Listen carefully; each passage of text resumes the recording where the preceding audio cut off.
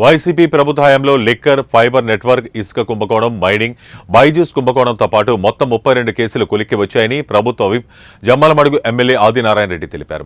నిన్న బీజేపీ ఆవిర్భావ దినోత్సవం సందర్భంగా జమ్మలమడుగులోని బీజేపీ కార్యాలయంలో పార్టీ జెండాను ఆవిష్కరించారు. ఈ సందర్భంగా ఆయన మాట్లాడుతూ తన తండ్రి వైఎస్ఆర్ హయాంలోని 3 ముఖ్యమైన కేసుల్లో వైఎస్ జగన్మోహన్ రెడ్డి ఇరుక్కున్నారని, ఇక తప్పించుకోలేరని పేర్కొన్నారు. వైసీపీ ప్రభుత్వ హయాంలో సుధీర్ రెడ్డి, అవినాష్ రెడ్డి పదే పదే దేవగుడి గ్రామానికి వచ్చి వైఎస్ఆర్కు నివాళులు అర్పించేవారని, ఇప్పుడు ఎందుకు రావటం లేదని ప్రశ్నించారు.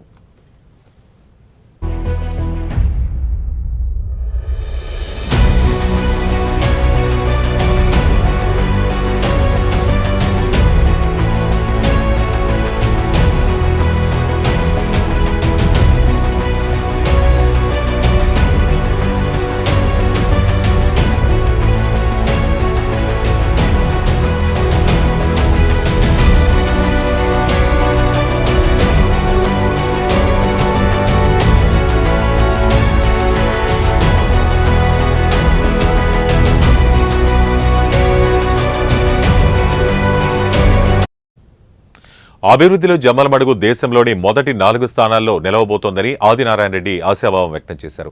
ఇకపై సుధీర్ రెడ్డి, అవినాష్ రెడ్డి ఆటలు సాగమని హెచ్చరించారు. మరోమారు కూటమి ప్రభుత్వమే అధికారంలోకి వస్తుందని ధీమా వ్యక్తం చేశారు. ఆస్తుల కల్పన, పరిరక్షణ కోసమే కేంద్రం వక్ఫ్ బిల్లును ప్రవేశపెట్టినట్లు తెలిపారు. టీడీపీ నియోజకవర్గ ఇన్ఛార్జ్ భూపేష్ రెడ్డి మరింత కష్టపడితే తనకంటే పెద్ద నాయకుడు అవుతారని చెప్పారు.